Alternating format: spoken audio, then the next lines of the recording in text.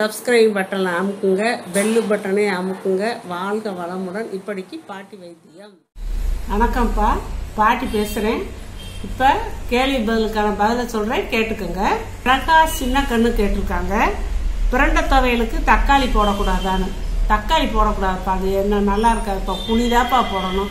அது ஒரு அரிப்புத்தன்மை உள்ளது, அதனால் அது புளி போட்டு நல்லா புளிப்பாக தான் செய்ய முடியும்.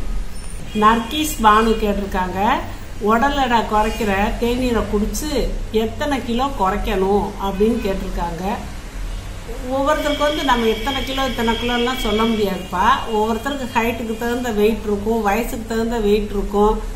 உங்களுக்கே தெரியும் நம்ம உடம்பு வெயிட்டாக இருக்குது.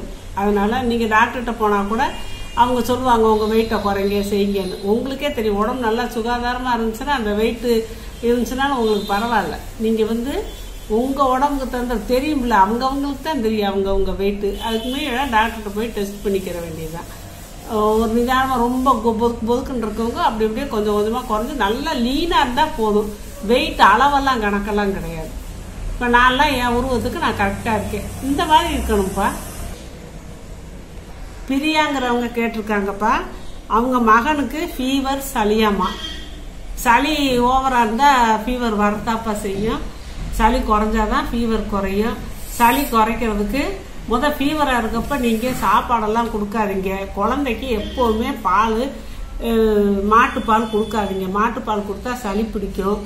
அதனால நீங்கள் என்ன பண்ணுறீங்க, மாட்டுப்பாலே கொடுக்காதீங்க. அதுவும் இந்த ஜுரம் வந்த நேரத்தில் பாலோ சாப்பாடோ ஏதோ கஞ்சி, ஒரு அரை இட்லி, ஒரு அரை இடியாப்பம் இந்த மாதிரி கொடுத்து வயிற்றை பட்டி போடுங்க. காய்ச்ச சௌரியமாகட்டும்.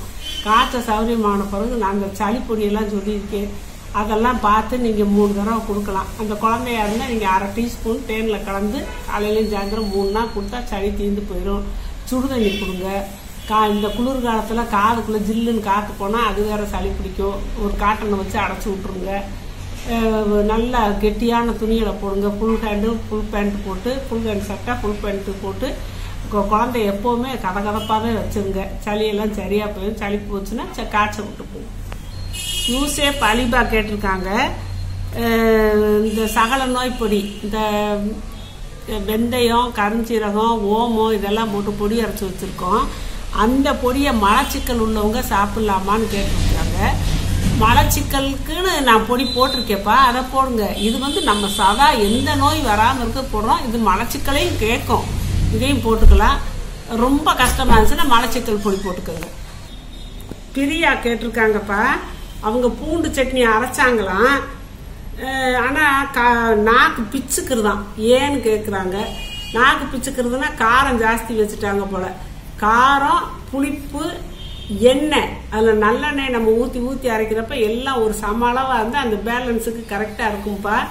நீங்கள் அந்த புளியை கம்மியாக வச்சுருப்பீங்க, எண்ணெயை கம்மியாக ஊற்றிருப்பீங்க, காரத்தை அதிகம் வச்சுருப்பீங்க, மிளகாவத்தில் ஜாஸ்தி வச்சுருப்பீங்க. அதனால தான் உங்களுக்கு நாக்கு பிச்சுக்கிடுச்சு. அதை கொஞ்சம் புளி இன்னும் கொஞ்சம் சேர்த்து வச்சு எண்ணெயை நல்லா இன்னும் கொஞ்சம் ஊற்றி மிளகாய் இறங்க கம்மி பண்ணிட்டு அரைங்க, சூப்பராக இருக்கும். ருக்கியா அப்படிங்கிறவங்க வெயிட் குறைய டிப்ஸ் சொல்லுங்கன்னு கேட்டிருக்காங்க. வெயிட் குறையனாப்பா, சமைச்ச சாப்பாடை சாப்பிடாதீங்க. ஏதாவது ஒரு நேரமாவது இயற்கை உணவை சாப்பிடுங்க. சமைச்ச உணவை 2 நேரம் சாப்பிட்டுக்கோங்க, இயற்கை உணவை 1 நேரம் சாப்பிடுங்க. எண்ணெய்களை ஜாஸ்தி சேர்க்காதீங்க. கீரை நிறைய கீரை டெய்லி சாப்பிட முடியாது, ஒரு நாள் விட்டு ஒரு நாளோ மேக்சிமம் கீரை சேர்த்துக்கோங்க. காய்கறி சேர்த்துக்கோங்க. இந்த சாதம், இந்த இட்லி இதுகளெல்லாம் கொஞ்சம் குறைச்சிக்கோங்க. காய்கறியெல்லாம் கொஞ்சம் கூட வச்சுக்கோங்க. இப்படியெல்லாம் இருந்தீங்கன்னா உங்களுக்கு வெயிட் குறையும். சர்மிளா பப்ளு கேட்டிருக்காங்க, ரோஸ் ஆயில் இரும்பு சட்டியில தான் செய்யணுமா அப்படின்னு. அப்படி இல்லப்பா, வேற எவசல் பாத்திரத்துலயும் வச்சு செய்யலாம். யுவராஜ் கேட்டிருக்காங்க, நெய் காய்ச்சும் போது எதுக்கு மோர் தெளிக்கணும்னு கேட்டிருக்காங்க. பெரியவங்கெல்லாம் அப்படிதான் தெளிப்பாங்க, அது ஒரு முறிவு போல. எங்க அம்மா எங்க பாட்டி எல்லாம் தெளிச்சிருக்காங்க, நான் பார்த்துருக்கேன். அதே மாதிரி நான் தெளிச்சேப்பா. சுபா நிலக்கடலை சட்னி அரைச்சு காட்ட சொல்றாங்க. நான் ஏற்கனவே வேர்க்கடலை சட்னின்னு சொல்லி போட்டிருக்கேன்ப்பா யூடியூப்ல, அதை பார்த்து நீங்க செஞ்சுக்கோங்கப்பா, சூப்பரா இருக்கும். பிருந்தா செல்வராஜ் கேட்டிருக்காங்க, ரோஸ் ஆயில என்ன பண்றதுன்னு. ரோஸ் ஆயிலுப்பா ரொம்ப குழந்தை பிறந்திருக்குன்னு வச்சுக்கோங்க. அந்த குழந்தைக்கு ஒரு 16ஆம் நாள்ல இருந்து எண்ணெய் வச்சு இந்த வேற ஆயிலெல்லாம் விற்கிது. ஏதோ குழந்தைகளுக்கு தேய்க்கிற ஆயில் அதெல்லாம் வாங்கி நம்ம தேய்க்கிறதுக்கு இந்த ஆயிலை நம்ம தேய்ச்சோம்னா அவங்களுக்கு கை காலெல்லாம் நல்லா மசாஜ் பண்ணி தேய்ச்சி விடணும்ப்பா. தேய்ச்சா அதுங்களுக்கு வந்து ரத்த ஓட்டம் நல்லா இருக்கும், உடம்பு நல்லா வரும், நல்லா ஷைனிங்காக இருக்கும், கலர் கூடும். டெய்லி எப்படி நம்ம ஆயில் தேய்ச்சி தான் குளிக்க விடணும். குழந்தைகளுக்கு டெய்லி பிறந்த குழந்தைகளுக்கு ஆயில் தேய்ச்சி குளிக்க விடணும். அது ஸ்கூல் போகிற வரைக்குமே நம்ம அப்படி செய்யலாம். பெரியவங்களும் அப்படியெல்லாம் நம்ம ஃபுல்லாக ஆயில் தேய்ச்சிக்கிட்டு இருக்க முடியாது. முகம் கை காலெலாம் தேய்ச்சி குளிச்சா ரொம்ப நல்லதுப்பா. அப்படி டெய்லி முடியாட்டி ஒரு நாள் விட்டு ஒரு நாள் செய்யுங்க, இல்லாட்டி வாரத்துக்கு ஒரு நாள் செய்யுங்க, இல்லாட்டி வாரத்தில் 2 நாள் செய்யுங்க. அவங்கவுங்களுக்கு டயம் இருக்கிறப்ப செஞ்சுக்கோங்க. நல்லா நம்ம அந்த எண்ணெயை போட்டு தேய்ச்சி நம்ம மசாஜ் பண்ணி குளிக்கிறப்ப அப்படியே கலரே கொஞ்சம் உடம்பே கொஞ்சம் ஷைனிங்காக இருக்குது. இருக்கிற கலரை விட அதில் கொஞ்சம் ஷைனிங்கோட நல்லா இருக்கும்ப்பா. அதுக்கு தான் ரோஸ் ஆயில் ரெடி பண்ணுறது. சிவகுமார் கேட்டிருக்காங்கப்பா, தலை சுற்றலுக்கு மருத்துவம் சொல்லுங்கன்னு சொல்லி. தலை சுத்தல் வந்துப்பா பித்தம் ஜாஸ்தியானா தலை சுத்தல் வரும். நைட்டில் தூக்கம் இல்லாமல் பித்தம் அதிகமாகிடுச்சுன்னா தலை சுத்தல் வரும். அதுக்கு இந்த தனியா விதை இருக்குல்ல, கொத்தமல்லி விதை, அதையும் இஞ்சியை கொஞ்சம் இவ்வளவு இஞ்சியை தோல் உரித்து ரெட்டையும் சேர்த்து மணுன்னு கரைச்சி மோரில் கரைச்சி குடிக்கணும்ப்பா. ஒரு டம்ளர் அளவு குடிங்க. அப்படி 3 நாளைக்கு குடிங்க காலையில். மற்றபடி லோ ப்ரெஷர் ஹை ப்ரெஷர் இருந்தாலும் உங்களுக்கு தலை சுத்தல் வரும். ஹை ப்ரெஷருக்கு நான் கோளாறு இந்த பிபிக்கெல்லாம் நிறையா கஷாயம் இது போட்டிருக்கேன். கோளாறு அனுப்பிட வேண்டியதுதான். லோ ப்ரெஷருக்கு தலை சுத்து வந்தால் கொஞ்சம் அந்த நேரத்தில் லெமனில் உப்பு போட்டு ஒரு லெமனை புளிஞ்சு உப்பு போட்டு 1 டம்ளர் அளவு குடிங்க. எந்த நேரம் காலையிலன்னு கணக்கில் எந்த நேரம் உங்களுக்கு தலை சுத்தல் வருதோ அந்த நேரம் குடிச்சுக்கோங்க. சரி, இலக்கியா கேட்டிருக்காங்க, நெய் கருப்பா இருக்கே ஏன் அப்படின்னு கேட்டிருக்காங்க. நான் காய்ச்சல் நெய் கருப்பா இருக்கு என்னன்னு தெரியல. இப்ப வர்றதுகளெல்லாம் நெய்யெல்லாம் இதெல்லாம் நம்ப முடியலப்பா. வெண்ணெயெல்லாம் காய்ச்சினா நுரையா வருது. இந்த நுரை அதிகமானதுனால கொஞ்சம் லேட் ஆயிடுச்சு இறக்குறதுக்கு. அதனாலதான் கொஞ்சம் நேரம் கம்மியாயிடுச்சு. அஜீஸ் கேட்டிருக்காங்க, ஹேர் ஆயிலில் நீங்கள் பால் சேர்க்குறீங்க, அது என்ன பால், தேங்காய் பாலா என்ன பாலுன்னு கேட்டிருக்காங்க. சாதாரண பால் தான்ப்பா, பாக்கெட் பாலை தான் வாங்கி ஊற்றுங்க, தேங்காய் பால் ஊற்றக்கூடாதுப்பா. புறா கேட்டிருக்காங்க, சவ் கீர் வந்து மாலையில் குடிக்கலாமான்னு. குடிக்கலாம். புறாஜ் கேட்டிருக்காங்க, சவ் கீர் போட்டிருக்கேன், அந்த சவுக்கு பதிலாக சொரக்காய் பூசணி வெண்பூசணி எல்லாம் சேர்த்துக்கலாமான்னு கேட்டிருக்காங்க. சேர்க்கலாம்ப்பா. பிரியா கேட்டிருக்காங்கப்பா, உளுந்து லட்டு நான் யூடியூப்ல போட்டிருக்கேன், அதை பார்த்து கேட்டிருக்காங்க. உடச்ச உளுந்து சேர்க்கலாமா, தொழி உளுந்துலே உடச்ச உளுந்து அந்த லட்டுக்கு சேர்த்துக்கலாமான்னு கேட்குறாங்க. போடலாம்ப்பா. யோகலட்சுமி கேட்டிருக்காங்க, அவங்க கணவருக்கு மூக்குத்தண்டு வளைஞ்சிருந்துச்சான், அதனால ஆப்ரேஷன் பண்ணாங்களாம். பண்ணி அப்புறம் இப்போ இந்த 1 வருஷமா மண்டையில் வந்து 1 வருஷம் கழிச்சு மண்டையில் ஸ்கேன் எடுத்து பார்த்தாங்களாம். பார்த்ததுக்கு சளி அதிகமாக இருக்கு, இன்னொரு ஆப்ரேஷன் பண்ணணும் அப்படிங்கிறாங்களாம். அவர் மூக்கு சிந்தும் போது கஷ்டப்பட்டு சிந்தி சளியை வெளியேற்றுறாராம். தொண்டையில் கணச்சு துப்பி சளியை வெளியேற்றுறாராம். சளி கொஞ்சம் மஞ்சளாக வருதான், ஒரு சமயம் ரத்தம் கூட வருமா. அப்படியெல்லாம் இருக்கே, இதுக்கு என்னம்மா செய்யறது அப்படின்னு கேட்டிருக்காங்க.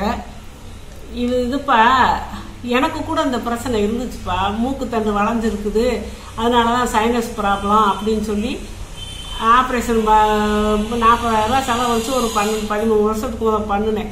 பண்ணியும் சரியாகலை. அப்படியே இருந்து அப்புறம் டெய்லி ஒரு மாத்திரை போட்டு வந்தேன் சளியை வெளியேற்றுறதுக்கு. அப்புறம் தான் நான் இந்த மூக்கு கோவலையில் ஒருத்தர் சொன்னாங்க, மூக்கு கோவலையில் ஜலநேத்தி பண்ணணும்னு சொல்லி அந்த நான் வீடியோ போட்டிருக்கேன். அதை பார்த்து நீங்கள் செய்யுங்க, அந்த சளி சரியாக போயிடும். ஆப்ரேஷன் இன்னொருக்கா பண்ணுறதெல்லாம் வேஸ்ட்டு. நீங்கள் இந்த சளி மண்டையில் இருக்க சளி தீர்றதுக்கு இந்த சளிப்பொடி, இந்த ப்ரீத்திங் எக்ஸசைஸ் செய்யணும்ப்பா. மூச்சு பயிற்சி, இந்த யோகா நடத்துகிறவங்களுக்குலாம் மூச்சு பயிற்சி தெரியும், செய்ய சொல்லி தருவாங்க. அவங்ககிட்ட போய் மூச்சு பயிற்சி செய்ய சொல்லணும். அந்த மூக்கு கோவலை இது பண்ணணும். பண்ணினீங்கன்னா அவங்க சளியெல்லாம் கிளியூர் ஆயிரும். அதுக்கு மீறி இந்த சளி பொடி, சளி கஷாயம் இதெல்லாம் குடிங்க. நீங்கள் இன்னொரு தடவை ஆப்ரேஷன் பண்ணவே வேண்டாம். நீங்கள் அந்த மூச்சு பயிற்சி செஞ்சு இந்த மூக்கு கோவலையை வச்சு ஜலநேத்தி பண்ணீங்கன்னா பையா சரியாக போயிடும். பயப்படாதீங்க, நல்லா சரியாயிரும். நம்பி செய்யுங்க. நீங்கள் அந்த மூக்கு கோவலை தான் பாருங்கள், பார்த்தீங்கன்னா உங்களுக்கு ஒரு நம்பிக்கை வரும். அந்த மாதிரி செய்யுங்க. தமிழ் காமெடி ஜங்ஷன் அப்படிங்கிறவங்க கேட்டிருக்காங்க, கொலஸ்ட்ரால் குறைய வைத்தியம் சொல்லுங்கன்னு. கொலஸ்ட்ரால் குறையிறதுக்குப்பா இந்த கொடம்புளின்னு சொல்லி ஒன்று இருக்குப்பா, கேரளா புளி. பெரிய கடைகளில் இந்த டிபார்ட்மெண்ட் ஸ்டோரு அப்படி விற்கும், சூப்பர் மார்க்கெட்டில் விற்கும். அதை வாங்கிட்டு வந்து இவ்வளவு புளி எடுத்துக்கோங்க. இவ்வளவு புளியும் கொள்ளு இவ்வளவு ஒரு 2 ஸ்பூன் கொள்ளு ரெண்டையும் நைட்டில் தண்ணியில் ஊற போடுங்க. காலையில் எழுந்திரிச்சு அதை நல்லா குக்கரில் வச்சு ஆவி வரவு வெயிட்டு போட்டு ஒரு அரை மணி நேரம் சிம்மில் வச்சுருங்க. நல்லா வெந்துடும். வெந்து அதை எடுத்து நல்லா கரைச்சி அப்படியே பேசாமல் குடிச்சிருங்க. உப்பும் போட வேணாம், ஒன்றும் போட வேணாம். இப்படி டெய்லி நீங்கள் குடிச்சிட்டு வந்தீங்கன்னா சீக்கிரமாக கொலஸ்ட்ரால் சரியாயிடும். நீங்கள் டெய்லி குடிக்காட்டினா வாரத்துக்கு 1 நாள் குடிங்க, வாரத்துக்கு 2 நாள் குடிங்க. உங்களுக்கு எப்படி இருக்கோ அதை பார்த்து அந்த சௌகரியத்துக்கு செஞ்சுக்கோங்கப்பா. பார்வதிங்கிறவங்க கேட்டிருக்காங்கப்பா, நான் பேசும்போது அடிக்கடி அப்பா அப்பான்னு பேசுகிறேனாமா, அது அவங்களுக்கு ரொம்ப கஷ்டமாக இருக்கான். அது எனக்கு பிறவிலேருந்தே இப்படி பழக்கமாயிருச்சுப்பா, நான் என்ன செய்யட்டும், சொன்னாலும் எனக்கு அதை திருத்த முடியல, இப்படியே தான் வருது வாயில. ஆனால் இதை எல்லாரும் நிறைய பேர் ரசிச்சு தான் சொல்றாங்க. நீங்க அப்பா அப்பான்னு பேசுறீங்க, எங்களுக்கு ரொம்ப சந்தோஷமா இருக்கு, இப்படி நீங்க சொல்றதுக்காகவே நாங்க திரும்ப திரும்ப உங்க வீடியோவை பாக்குறோம் அப்படின்னு சொல்றாங்கப்பா. எனக்கு அந்த என்ன சொன்னாலும் எனக்கு அந்த வார்த்தை போக மாட்டேங்குது, நான் என்ன பண்ணட்டும். காயத்ரி கேட்டிருக்காங்க, பன்னீர் ரோஸ்ல எந்த ரோஸ் யூஸ் பண்ணலான்னு. பன்னீர் ரோஸ் லைட் கலர்ல வேற இருக்கும், பிங்க் கலர்ல, டார்க் பிங்க் கலர்ல வேற இருக்கும். ரெண்டுமே பன்னீர் ரோஸ் தான். உங்களுக்கு எந்த ரோஸ் கிடைக்குதோ, ஆனா வேற ரோஸ் எல்லாம் சேர்த்துறாங்க, வேற இந்த வாசம் இல்லாத ரோஸுக அப்படி இப்படி கலர் கலரா இருக்கு, அதெல்லாம் சேர்க்கக்கூடாது. பன்னீர் ரோஸ்ல இந்த 2 கலர் இருக்கு. 2 கலர்ல உங்களுக்கு கிடைக்கிற கலரை நீங்க செஞ்சுக்கலாம். சப்ஸ்கிரைப் பட்டனை அமுக்குங்க, பெல்லு பட்டனை அமுக்குங்க. வாழ்க வளமுடன். இப்படிக்கு பாட்டி வைத்தியம்.